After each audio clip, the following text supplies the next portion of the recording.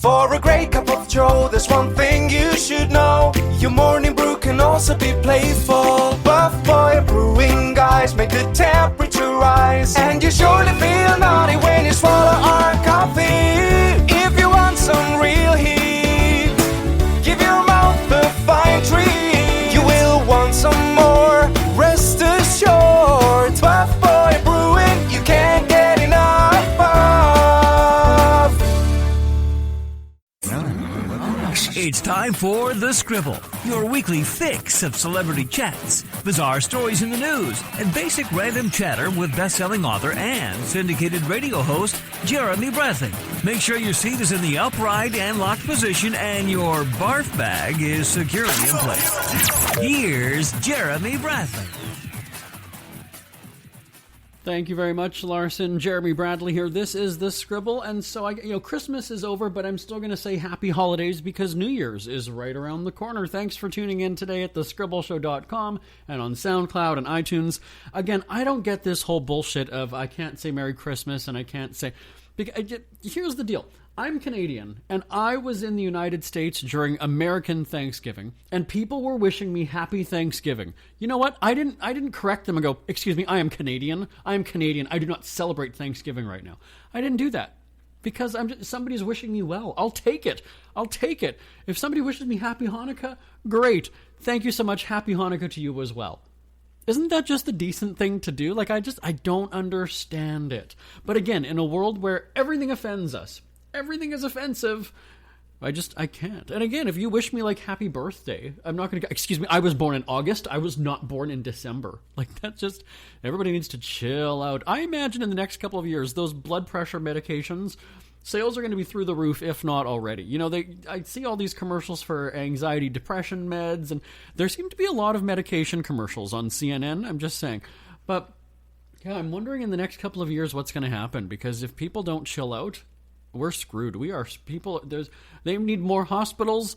And again, I'm Canadian, so I'm taken care of. It's not going to cost me a fortune to go to hospital in Canada. It's cheaper for me to fly from Los Angeles to Canada and get my hospital care in Canada. It's a true story. That's not an exaggeration. Anyway, the point of that story was to wish you happy holidays, because we're in between Christmas and New Year's right now. And, well, depending on when you listen to this, we might already be in 2019. So there we are.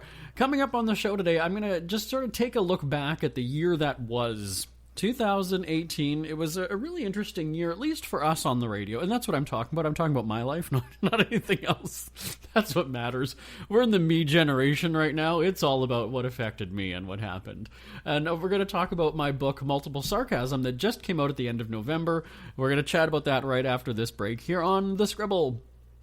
Who are the Kardashians feuding with now? What did that little thug Justin Bieber do this time? Who's getting hitched? And who's headed for Splitsville?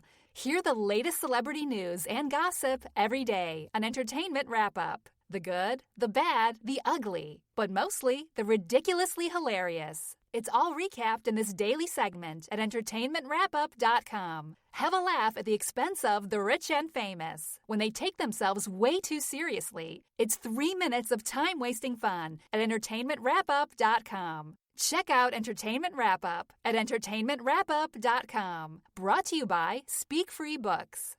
Jeremy Bradley here, back on The Scribble. And again, thanks for tuning in at thescribbleshow.com, SoundCloud, iTunes. Happy Christmas, Merry Hanukkah, Kwanzaa days, I don't know, just anything. Happy joyous time of the year. That's what we'll say. Now, in the last segment, I mentioned how really these days everybody's uptight. Everybody's offended by everything. And part of the reason why I wrote the book called Multiple Sarcasm was to have people lighten up. Just take that stick out of your ass and have a laugh. And again, I even say, if you're one of those people who's easily offended, you're probably not going to like the book. You won't. You'll be offended. You're going to call me, if you read it and you take things literally and seriously, you're going to call me a woman hater, you're going to call me racist, you're going to call me a fat shamer, you're going to call me whatever. Bottom line is, the purpose of the book is to make you laugh. And, I think back to the times where we've had comedians on our radio shows, and they say, you know what? You're coming to a comedy show to laugh. If you're coming to be offended, you're wasting your money. What is the point of that? And so really, I had to take that into consideration when I was writing some of these chapters of the book, because I said, oh my God, I could be raked over the coals in the whole Me Too movement thing, and I'm calling I'm calling out a colleague who basically slept around when we were on a work trip before. I'm calling her out. I'm editorializing. I'm giving names, but then at the same time, like, what is she doing for the name of women these days, right? So, anyway, the book is called Multiple Sarcasm. Check it out on Amazon, iTunes, everywhere you can buy books online, I believe, anyway. So, and again, we've had a bunch of people on the show, some of my colleagues, a couple of friends who previewed the book, and I had a good time chatting with them because, of course they liked the book, right? That's their job. They have to like the book. And then I'm not going to have them on the radio show if they go and say, well, you know what, the book was offensive, I didn't really like it, and I don't care for it. But it's great to hear how my stories people can relate to. And so we had one of my friends she's become a friend. I met her on a red carpet a couple of years ago, and I said, this is perfect because there's a chapter about red carpets in the book. I'm going to send it to her, and I want to talk to her about that.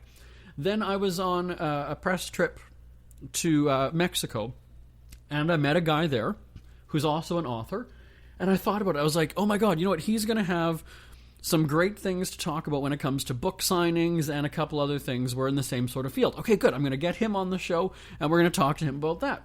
And it was I just really liked it. And people can relate to the stories. I just add a sarcastic twist to them, right? Everybody goes on vacation, and you've been on one of those tours, and there's the obnoxious guy or girl who just doesn't stop talking, who knows everything, who you're just like, oh my god, shut up.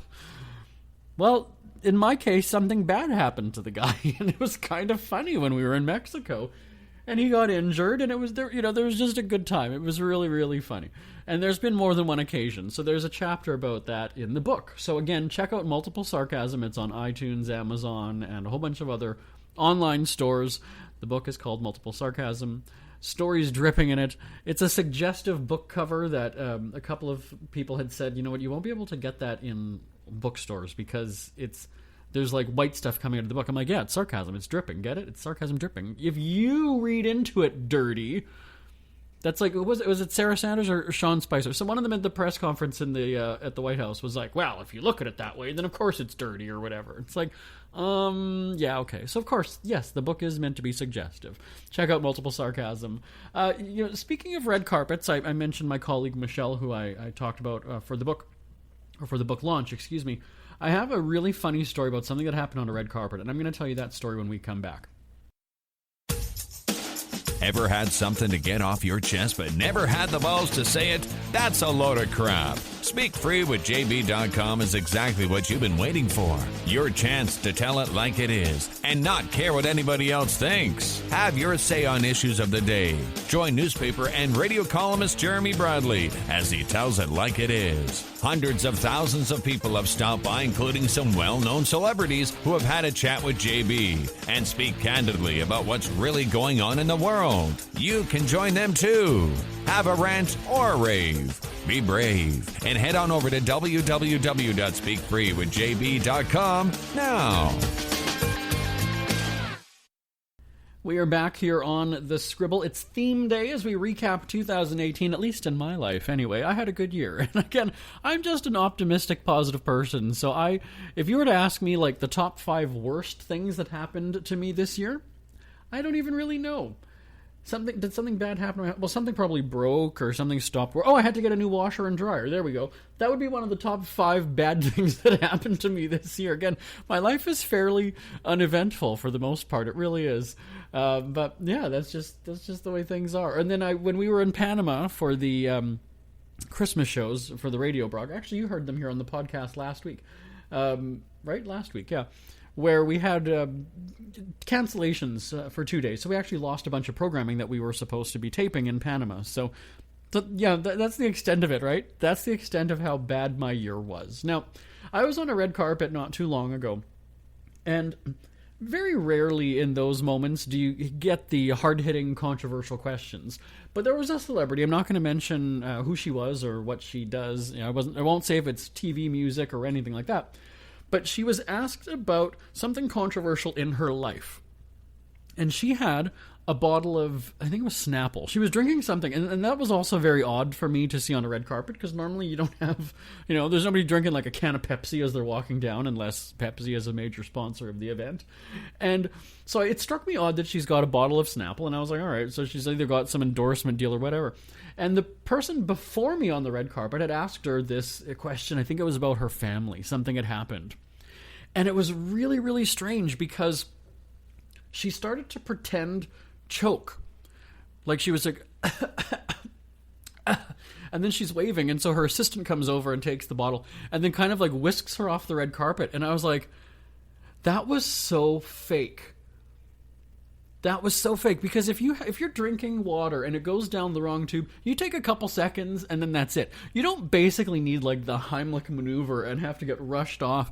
So that was her way of dodging a question. I'm serious. There was nothing about that instance, and it didn't strike me in the moment. It didn't hit me until after, and I was like, that was just really weird, because again, in that moment there's panic, and it's like, okay, yeah, thank you so much for the question. We got to get her out of here.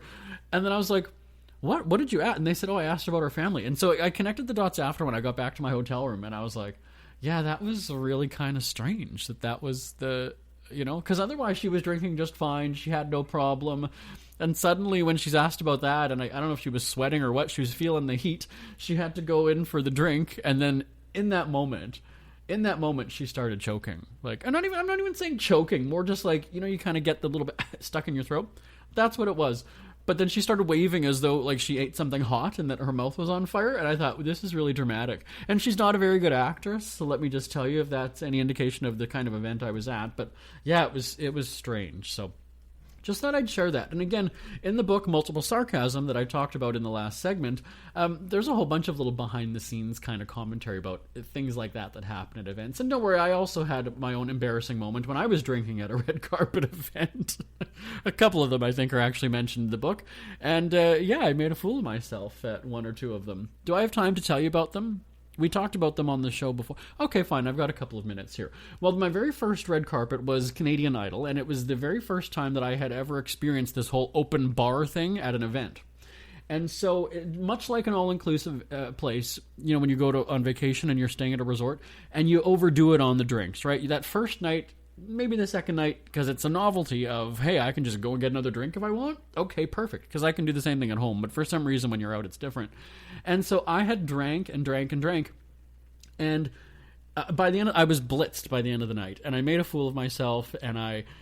not really anything in public that people would have been like, oh my god, that guy's drunk. But when I think back to how I conducted myself, then I'm embarrassed, right? If you were there, you probably wouldn't have noticed. Maybe I was just over the top. I was extra, as they say nowadays. I was a little bit excited.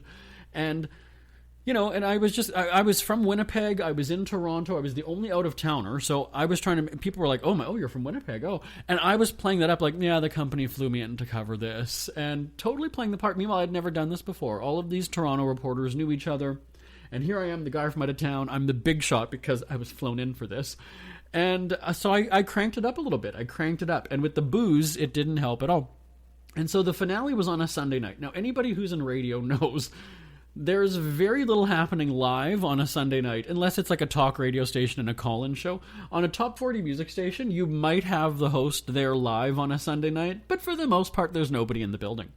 And I was playing this up as though I was doing live hits. I was doing live calls. So when we had these little like workstations in the back of the press room, there was a phone and a little desk kind of a thing. Well, I had unplugged my phone very early on, and I started making fake calls to these radio stations. And so let's say the host I'm talking to is Danny. So I would dial, hey, Danny, yeah, JB here, the show just wrapped up, yeah. Yeah, no, just ask, I'm ready for it, yeah. And I was totally pretending that I was on a phone call, and I really wasn't. And I was making sure that I was a little bit louder because there was no other broadcast reporters in that room. These were people who were hammering away on their keyboards. I think blogging was just starting to become a thing back then. But for the most part, there were newspaper and people writing for major websites, like the news websites.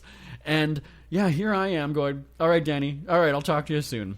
Okay, one down. Next one. Who do we have here? Barb. All right. Okay. Hi, Barb. Yeah, I'm here. Yeah, I can hear you. And I was totally faking it. And it was really, really to me, I think obnoxious, but again, I was out of it. Now, and again, the crazy thing about this is that I don't remember getting back to my hotel when I was in Toronto. And there's a couple red carpets. I think back to the TV Land Awards in 2011. When I was there, I was drinking before I left my hotel room. And again, I'm in Manhattan. I'm in not the presidential suite, but in a very, very fancy suite of this hotel. And there's the snack bar that they give you, right? There's the endless booze and snacks in my room. And I had to iron for the first time. I'd never ironed before.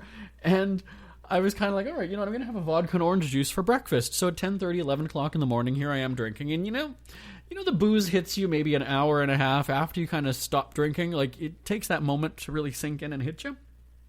As I'm on my way in the car, boom, something just snapped. Okay, I'm drunk. And, the red carpet started at like 3 o'clock or 4 o'clock, whatever the hell time it was. And yeah, here I was. I was drunk just getting to the TV Land Awards in 2011. And again, I'm there talking with Michael J. Fox and Regis Philbin and all these other TV legends. Bill Cosby was there. This was before he was locked up, of course. And I think back going, oh my God, I was loaded. And then this wasn't just a matter of me covering the red carpet. I was then invited in. I was actually an invited guest. I was at one of the tables. And there was more wine, and I'm sitting with TV executives. Like, this was, the PR guy really hooked me up for this thing. And so I'm drinking even more, and then I'm taking pictures with everybody at the table, and everybody knew who I was, and I was the life of the party. But again, don't remember how I got back to my hotel. I remember sitting with a CNN reporter, chatting with her, doing a bunch of, and again, this was before selfies were a thing, so we did a bunch of pictures, and then I was invited out to a bar with a bunch of them, and I said, no, I've got to get back to my hotel. I've got to, produce my show. I've got to get all my things ready for the morning. And that's the last thing that I remember. I don't remember leaving the building, don't remember getting in a taxi, don't remember getting back to my hotel. But here's the thing that I do remember is waking up the next morning in the bathtub. That's kind of my go-to. Even if I have too much to drink back home, I always know that I was okay. I was somewhat coherent, because I set the alarm, I end up in the bathtub. That's just kind of my thing. But I slept in the bathtub. I also overflowed the bathtub. And there's no windows in that bathroom in the hotel. I didn't wake up, I didn't come to, let's say, until almost noon the next day. I totally didn't upload the content that I had to for our syndicated radio shows. I did not do the morning show call-ins for stations. These were legitimate call-ins, not like the Canadian Idol ones. At this time, I actually was doing legitimate call-ins. I didn't do that, so I turn on the computer, fire it up, and again, this is before the days of smartphones and, everything. And so I go and I get all the emails of like, where's the show? Are you calling in today? Whatever. And that was the last time that I ever got blitzed before. I did not have drinks before the red carpet for the next couple of years. Like, I needed to calm down a little bit. So anyway, stories like that are in the book Multiple Sarcasm. I've never choked on a red carpet, but no, there's just been some interesting situations that happen. And again, a lot of times you're live. Thankfully, at the TV Land Awards, it was taped and it didn't air for another week or two, so I was okay on that. But certainly for my own shows, yeah, I kind of ran into trouble on there. Again, the book is called Multiple Sarcasm. Check it out, Amazon, iTunes. We're back on the Scribble right after this. It's never too early to start thinking about your next holiday. Have you checked out Mexico recently? From tequila tasting, swimming with horses, to ziplining through the jungle and watching whales and dolphins in their natural habitat, Puerto Vallarta has it all. Visit mexico.jbonair.com to see all the fun PV has to offer. That's at mexico.jbonair.com for hundreds of photos, interviews, and videos from around the tourist hotspot. Check out mexico.jbonair.com for all the fun. That's mexico.jbonair.com. Isn't it crazy that you wait for payday, but before you know it, you're strapped for cash again? It's time to stop blowing your money and become a smart spender with the book, The Official Guide to Being an American Cheapskate at cheapskatebook.com. Learn simple ways to cut costs at home every day and during special times of the year. Don't go broke at Christmas. Don't remortgage the house for a fancy vacation. The book is filled with tips to save you money throughout the year. Check out the best-selling book, The Official Guide to Being an American Cheapskate at cheapskatebook.com or on Amazon and iTunes. Jeremy Bradley here, a youthful Jeremy Bradley here on the Scribble. And I say that to kick off this next story because I was sort of insulted. Now, I was at a mall in another country. We were in Panama for our Christmas shows on the syndicated radio programs, and we taped that back. It was October, actually, I think it was, and I had the hotel that I stayed at was attached to like the largest mall in Central and South America. So I had a couple days where I was like, oh, okay, I'll just go to this mall and just kind of see. I'm not much of a shopper, but I'll check it out, right? If there's like 700 stores or whatever it is, I thought this is really cool. So I go there, and I basically just get to the mall, and they run things a little bit differently there. They have people that stand out in the mall, and they're like carnival barkers. They're trying to reel you in, right? And so the first place, I thought it was a makeup store, and it kind of was. And so the guy starts talking to me. He's like, "Oh, where are you from?" Now, of course, because I'm in Panama, my skin is lighter. I speak English, right? I don't have an accent. I don't speak their language, and so I was an easy target, let's say. And so he's chatting me up, and I was like, "Oh, well, I'm on the radio. I'm here, for work. I'm taping a show." "Oh, radio? That's cool. I've got a friend that works in radio." And I was like, "Oh, okay, really?" I totally wasn't catching on to what he was saying. Right? He's gonna say anything to kiss my ass and reel me in. And he's like, "Oh, well, how long are you here? Oh, you by yourself? Oh," and making real chit-chat. He's like, "Actually, come here. I want to show you something." And I was like, "Okay, fine." I mean, I'm going into a store. It's not like meet me in a back alley. Here, come to the back seat of my car. So I go into the store, and I was like, "Oh, okay, fine. He's going to try to sell me some sort of makeup product or whatever it is." And so it's kind of like a face cream, and it's a exfoliator, really, is what it is. And so I go, he has me give him my arms, and he turns them around, so I've got my wrists, my palms are facing up, and I'm showing you my arms right now, you can't see them, but, my palms are facing up, and my arms are out, and he goes and he puts this cream on my arm, and then starts to rub it with cotton balls, and then you can see all the dead skin flaking off. So then he goes, "Okay, now put your two arms together and look at the difference." And so, yes, I could clearly see that one was allegedly cleaner, or looking supposedly cleaner than the other one. And he says, "Well, this is a face product, and so you do this on your face. When's the last time you exfoliated?" And I said, "Well, I haven't." And so then I get the whole, "You know what? This is usually $200, but just for you, my friend, just for you today. And I you can't tell anybody that I'm doing this, but I'll give this to you for $50. Here, look at the book. It even says that this is $200 in the thing." And I said, "Well, $50 is a lot because I don't use products like this. I don't have face creams and face products. I just wash my face in the shower like most people do, and that's that."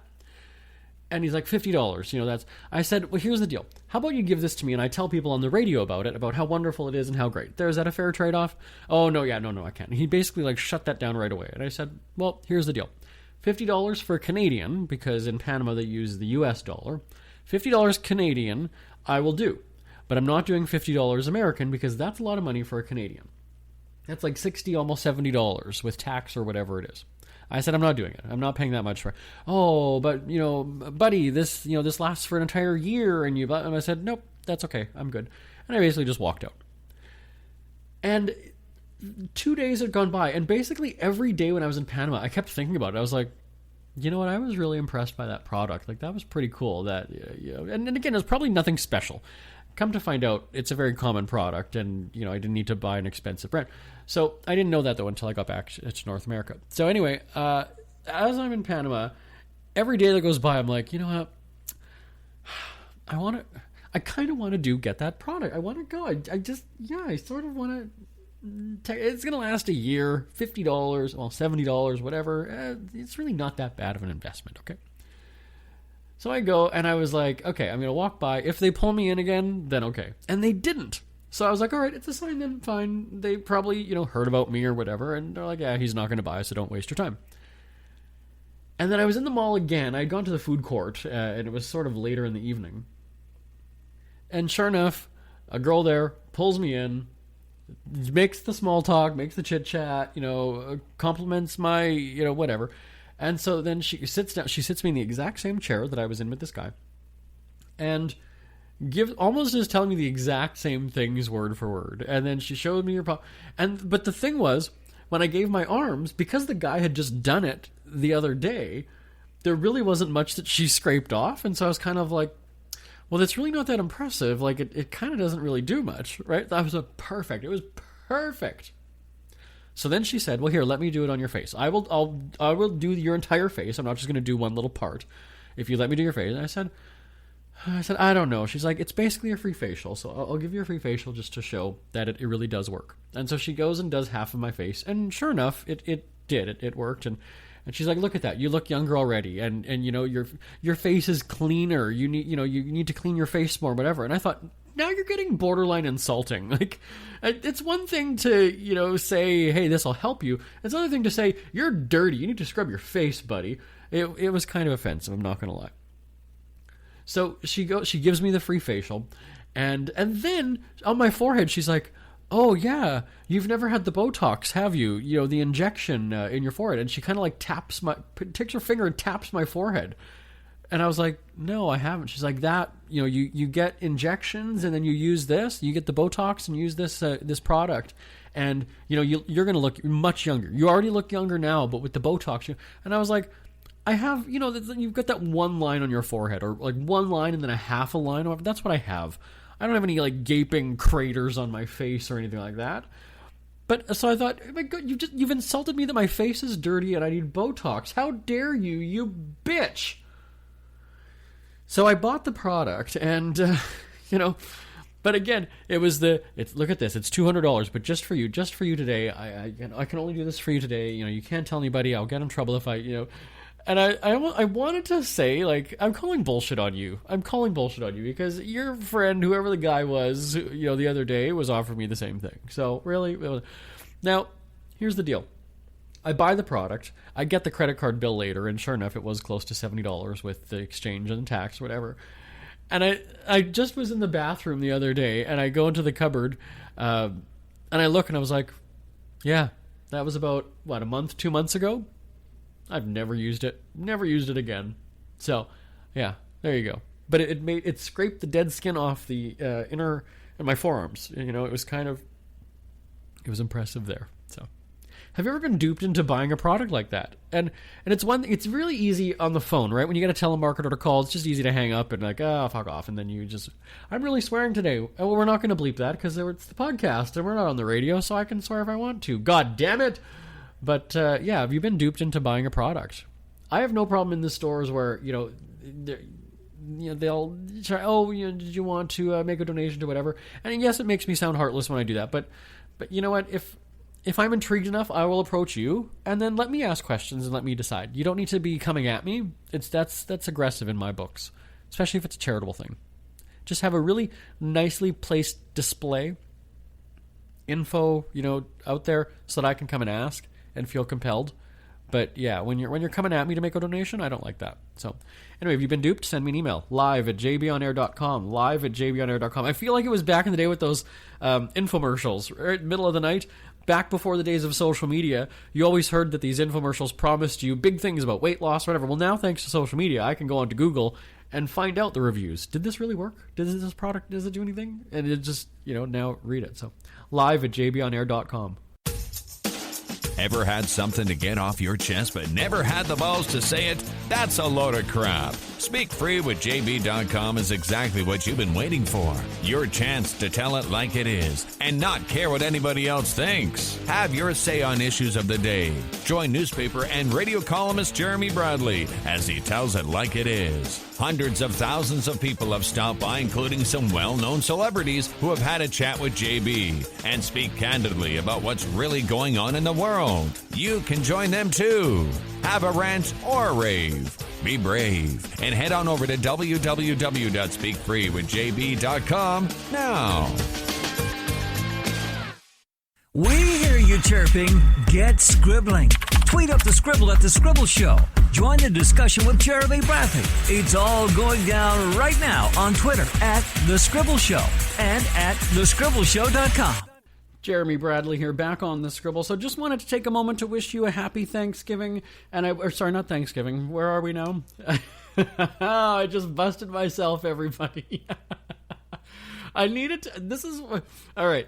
Full disclosure, everybody, it is November 19th for us here taping the show. It's the week of Thanksgiving, and we actually just did our top 40 music shows. And I just outed us.